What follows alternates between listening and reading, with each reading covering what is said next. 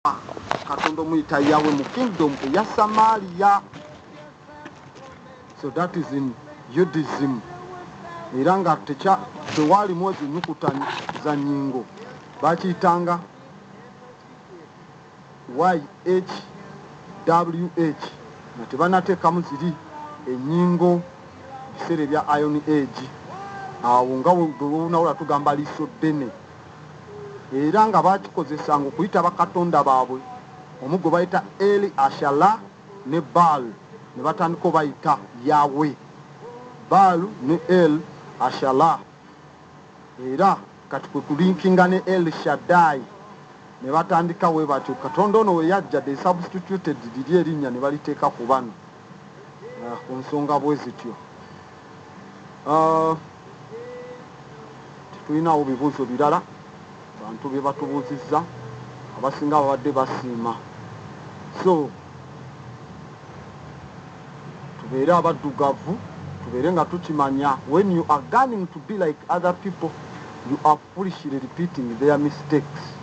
Okay, kasita olwana okubeera ng'abantu abalala you are repeating their mistakes. These fools nga bwe tulabye nga bagenda tujja tutandikirawo ku Sunday ejja. And the worst of it all is that you can't even correct your mistakes. Repeating azabali. Reality denied comes back to haunt. Nachigambi. When a man learns to love, he must bear the risk of hatred. Kasitoyiga okwagala ebintu byo ebyekiddugavu olina okubearinga risk ey'okukyayibwa. Takyatuleetera kasente, takyakola ki mu mbeera eyo. Kati wano kyobola twetaaga okuba n'ebitabo ebyo tubisome kubanga bitusobozesa okuyita mu lugendo olw'obudde ne tujjukira amagezi g'abajjajjaffe.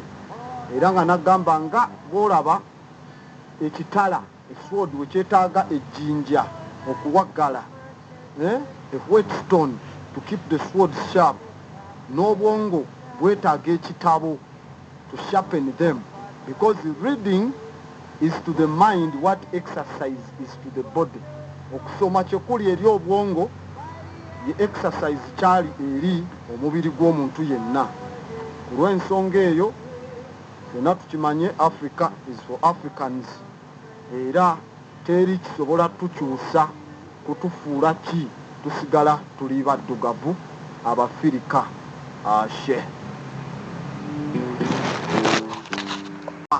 Katonda muyita Yahweh mu kingdom ya Samaria. So that is in Judaism.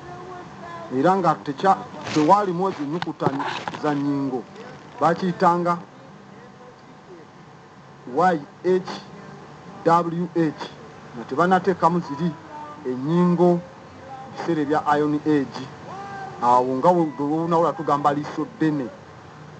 Era nga bakikozesanga okuyita bakatonda baabwe omu gwe bayita Eli Ashala ne Baal ne batandika obayita Yahweh. Baal ne El Ashala.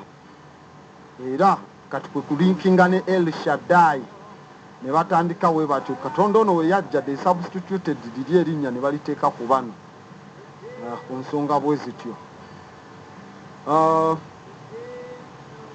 Tulinawo bibuuzo birala bantu bye batubuuzizza abasinga babadde basiima. So tubeere abaddugavu, tubeere nga tukimanya when you are gunning to be like other people you are foolishly repeating their mistakes.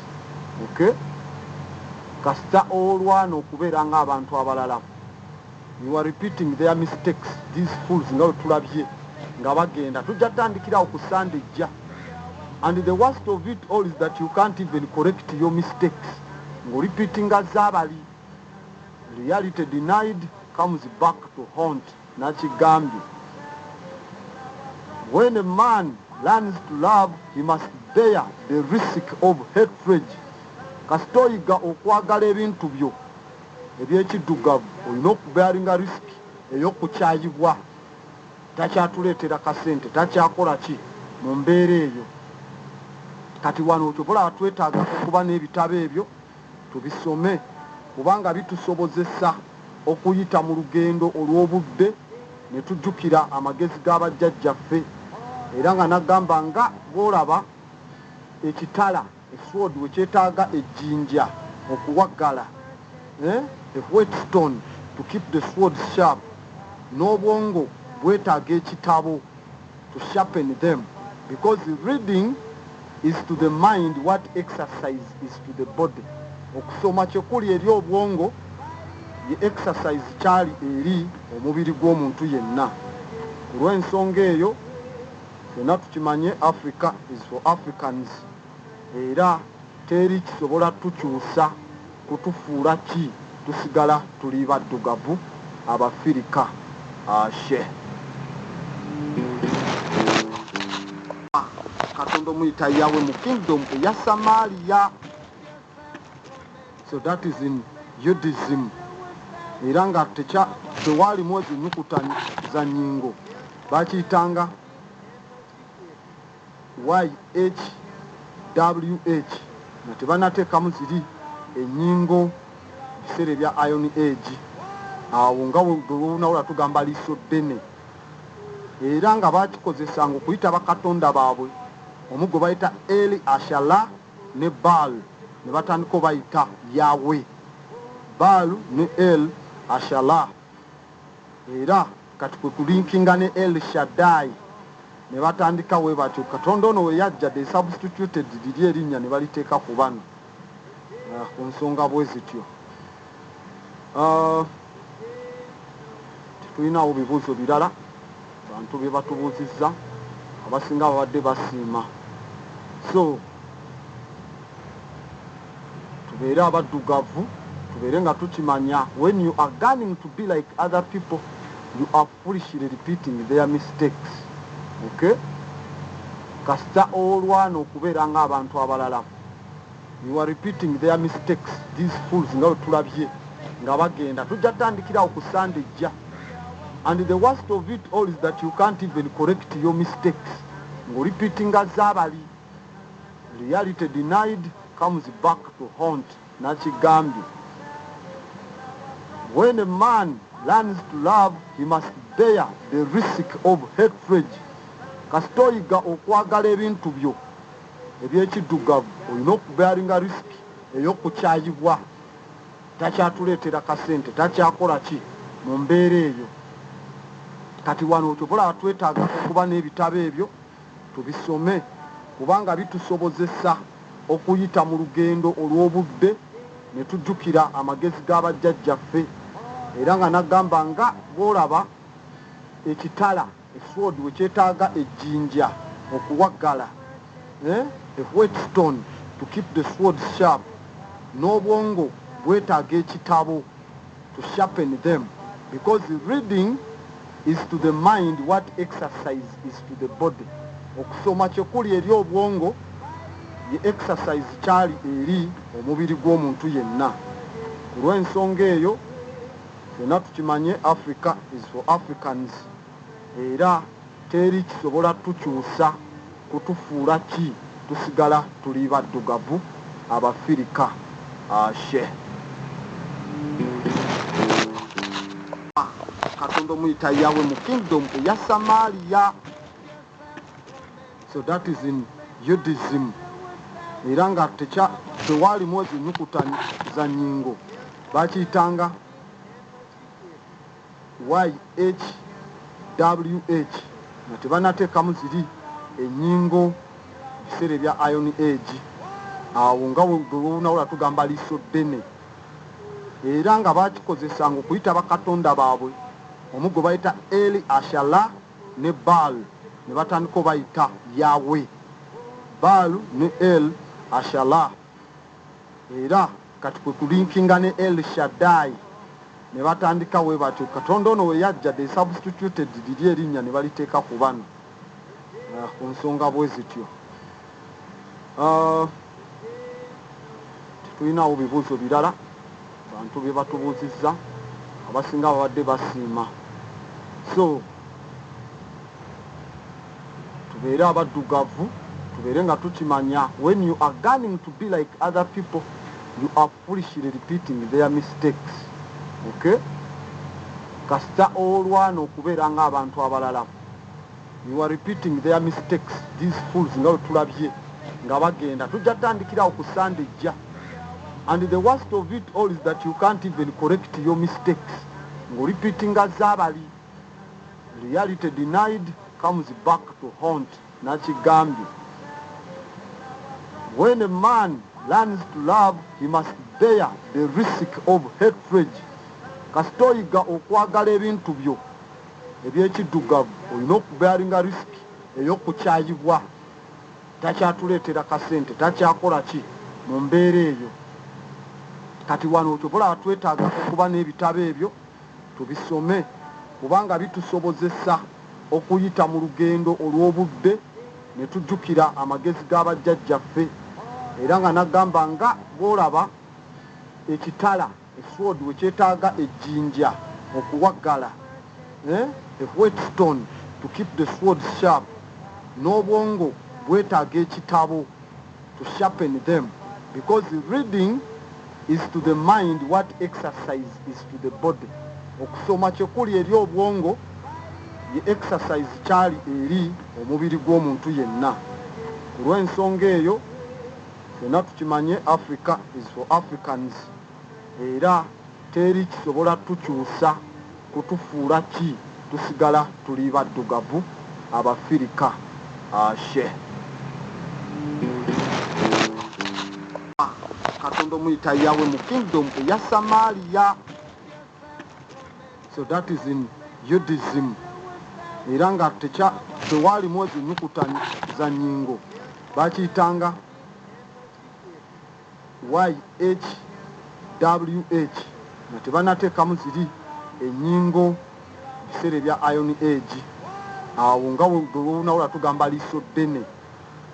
Era nga bakikozesanga okuyita bakatonda baabwe omu gwe bayita El Ashala ne Baal ne batandika bayita Yahweh. Baal ne El Ashala. Era kati kwe kulinkinga ne El Shaddai ne batandika we batyo. Katonda ono we yajja they substituted liri erinnya ne baliteeka ku bano ku nsonga bwe zityo. Tulinawo bibuuzo birala bantu bye batubuuzizza abasinga babadde basiima. So tubeere abaddugavu, tubeere nga tukimanya when you are gunning to be like other people you are foolishly repeating their mistakes. Okay? Kasita olwana okubeera ng'abantu abalala you are repeating their mistakes. These fools nga bwe tulabye nga bagenda tujja tandikirawo ku Sunday ejja. And the worst of it all is that you can't even correct your mistakes. Ng'orepeatinga zaabali. Reality denied comes back to haunt. Nakigambye. When a man learns to love, he must bear the risk of hatred. Kasita oyiga okwagala ebintu byo eby'ekiddugavu olina okubearinga risiki ey'okukyayibwa.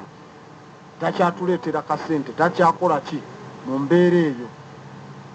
Kati wano kyobola twetaaga okuba n'ebitabo ebyo tubisome kubanga bitusobozesa okuyita mu lugendo olw'obudde ne tujjukira amagezi g'abajjajjaffe era nga nagamba nga bw'olaba ekitala esword we kyetaaga ejjinja okuwaggala a whetstone to keep the sword sharp, n'obwongo bwetaaga ekitabo to sharpen them, because reading is to the mind what exercise is to the body.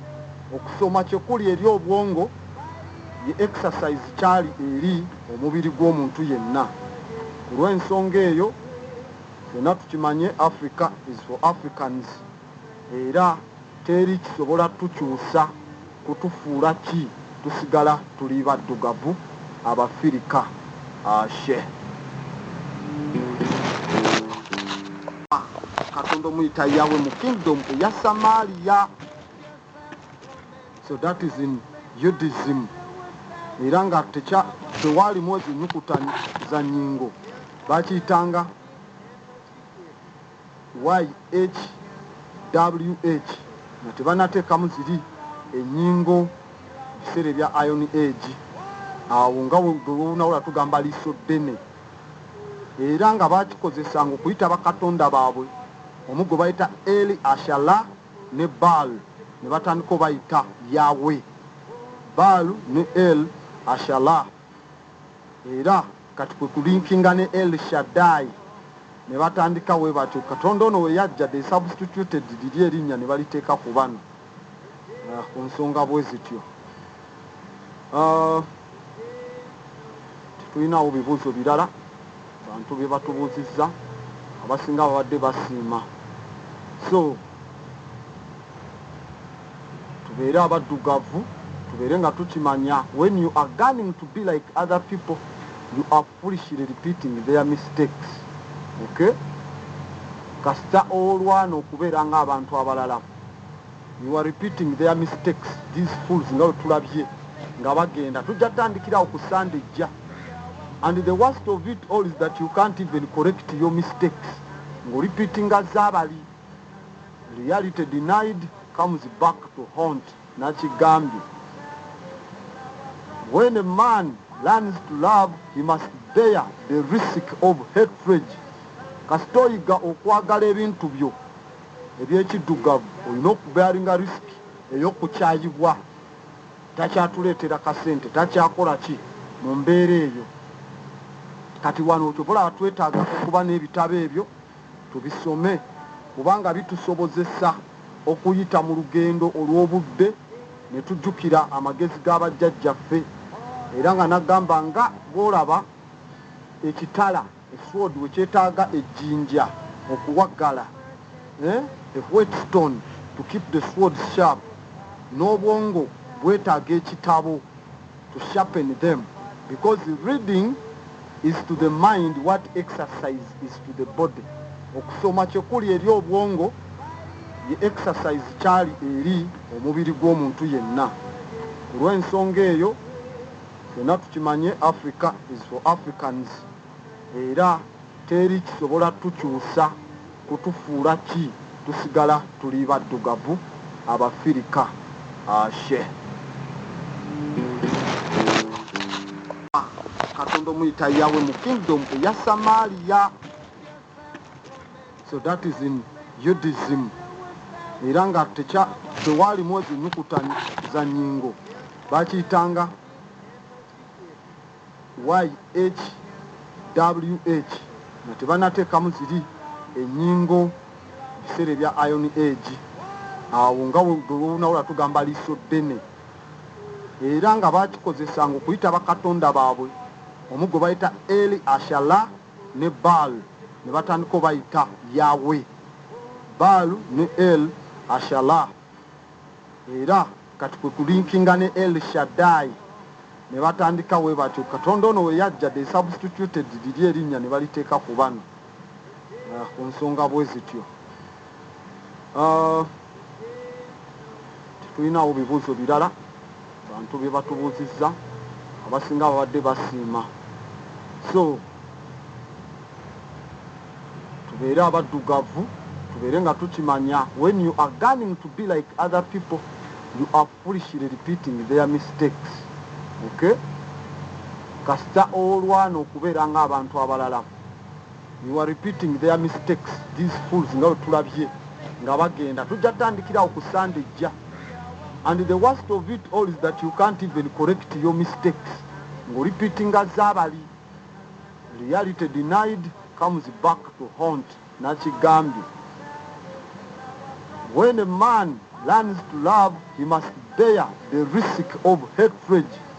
Kasitoyiga okwagala ebintu byo ebyekiddugavu olina okubearinga risk ey'okukyayibwa. Takyatuleetera kasente, takyakola ki mu mbeera eyo.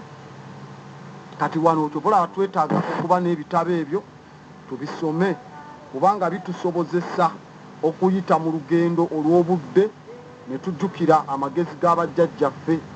Era nga nagamba nga bw'olaba ekitala esword we kyetaaga ejjinja okuwaggala, a whetstone to keep the sword sharp, n'obwongo bwetaaga ekitabo to sharpen them, because reading is to the mind what exercise is to the body.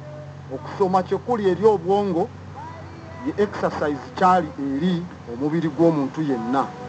Ku lw'ensonga eyo ffenna tukimanye Africa is for Africans, era teri kisobola tukyusa kutufuula ki tusigala tuli baddugavu Abafirika.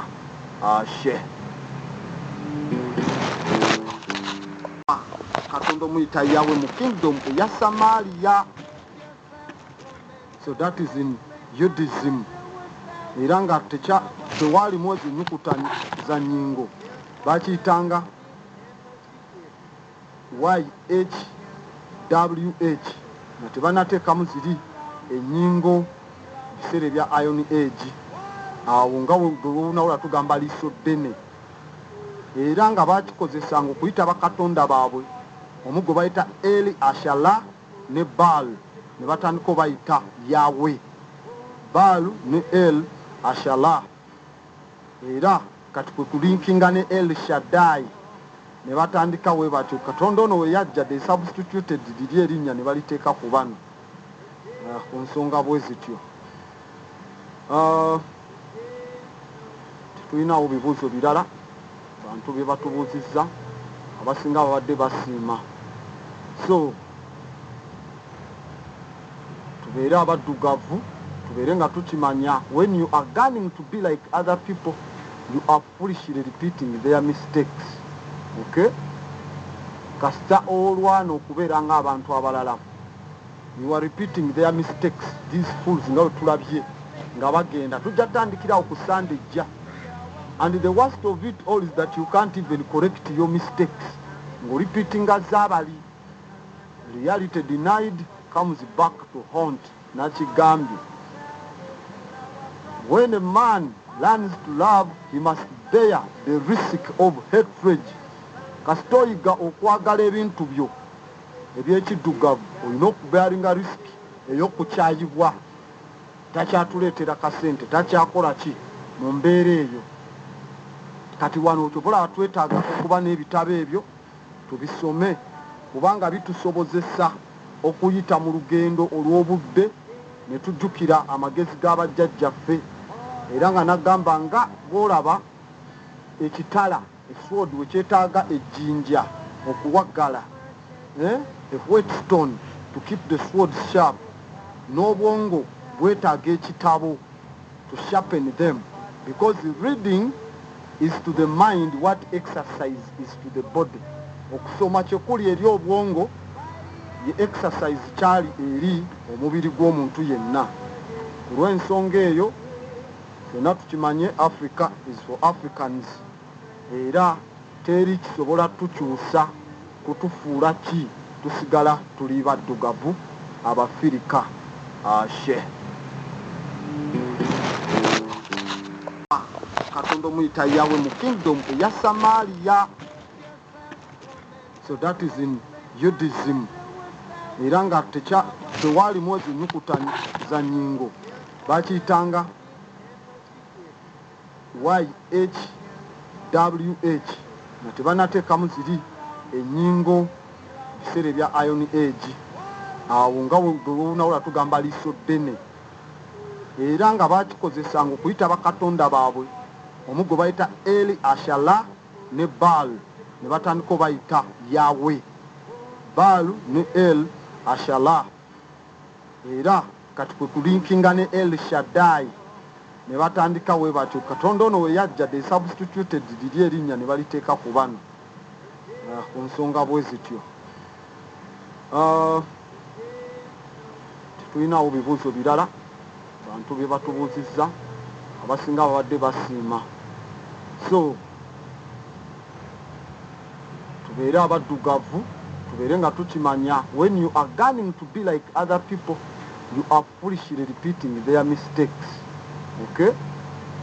Kasita olwana okubeera ng'abantu abalala, you are repeating their mistakes. These fools nga bwe tulabye nga bagenda, tujja tandikirawo ku Sunday ejja. And the worst of it all is that you can't even correct your mistakes. Repeating azabali. Reality denied comes back to haunt. Nachigambi. When a man learns to love, he must bear the risk of hatred. kasita oyiga okwagala ebintu byo ebyekiddugavu olina okubearinga risiki ey'okukyayibwa. Takyatuleetera kasente, takyakola ki mu mbeera eyo. Kati wano kyobola twetaaga okuba n'ebitabo ebyo tubisome kubanga bitusobozesa okuyita mu lugendo olw'obudde ne tujjukira amagezi g'abajjajjaffe. Era nga nagamba nga bw'olaba ekitala esword we kyetaaga ejjinja okuwaggala, a whetstone to keep the sword sharp, n'obwongo bwetaaga ekitabo to sharpen them, because reading is to the mind what exercise is to the body. Okusoma kyekuli eri obwongo ye exercise kyali eri omubiri gw'omuntu yenna. Ku lw'ensonga eyo fenna tukimanye Africa is for Africans, era teri kisobola tukyusa kutufuula ki tusigala tuli baddugavu Abafirika. Ashe Katonda omuyita yawe mu kingdom eya Samaria. So that is in Judaism. Era nga tewaalimu ezo ennyukuta za nnyingo bakiyitanga YHWH nga tebanateekamu ziri ennyingo biseera ebya Iron Age. Awo nga olwonawula tugamba liiso ddene. Era nga bakikozesanga okuyita bakatonda baabwe. Omu gwe bayita Eli Ashala ne Baal ne batandika bayita Yahweh. Baal ne El Ashala. Era kati kwe kulinkinga ne El Shaddai ne batandika we batyo. Katonda ono we yajja they substituted liri erinnya ne baliteeka ku bano ku nsonga bwe zityo. Tulinawo bibuuzo birala bantu bye batubuuzizza abasinga babadde basiima. So tubeere abaddugavu, tubeere nga tukimanya when you are gunning to be like other people you are foolishly repeating their mistakes. Okay? Kasita olwana okubeera ng'abantu abalala you are repeating their mistakes. These fools nga tulabye nga bagenda tujja tandikirawo ku Sunday jja. And the worst of it all is that you can't even correct your mistakes. Repeating azabali. Reality denied comes back to haunt. Nachigambi. When a man learns to love, he must bear the risk of hatred. Kasita oyiga okwagala ebintu byo ebyekiddugavu olina okubearinga risiki ey'okukyayibwa. Takyatuleetera kasente, takyakola ki mu mbeera eyo. Kati wano kyobola twetaaga okuba n'ebitabo ebyo tubisome kubanga bitusobozesa okuyita mu lugendo olw'obudde ne tujjukira amagezi g'abajjajjaffe. Era nga nagamba nga bw'olaba ekitala esword we kyetaaga ejjinja okuwaggala, a whetstone to keep the sword sharp, n'obwongo bwetaaga ekitabo to sharpen them, because reading is to the mind what exercise is to the body. Okusoma kyekuli eri obwongo ye exercise kyali eri omubiri gw'omuntu yenna. Ku lw'ensonga eyo fenna tukimanye Africa is for Africans, era teri kisobola tukyusa kutufuula ki tusigala tuli baddugavu Abafirika. Ashe Katonda omuyita yawe mu kingdom eya Samaria. So that is in Judaism. Era nga tewaalimu ezo ennyukuta za nnyingo bakiyitanga YHWH nga tebanateekamu ziri ennyingo biseera ebya Iron Age. Awo nga olwonawula tugamba liiso ddene. Era nga bakikozesanga okuyita bakatonda baabwe. Omu gwe bayita Eli Ashala ne Baal ne batandika bayita Yahweh. Baal ne El Ashala. Era kati kwe kulinkinga ne El Shaddai ne batandika we batyo. Katonda ono we yajja they substituted liri erinnya ne baliteeka ku bano ku nsonga bwe zityo. tulinawo bibuuzo birala bantu bye batubuuzizza abasinga babadde basiima. So tubeere abaddugavu, tubeere nga tukimanya when you are gunning to be like other people, you are foolishly repeating their mistakes. Okay? Kasita olwana okubeera ng'abantu abalala, you are repeating their mistakes. These fools nga bwe tulabye nga bagenda, tujja tutandikirawo ku Sunday ejja. And the worst of it all is that you can't even correct your mistakes. Repeatinga zabali. Reality denied comes back to haunt. Nachigambi.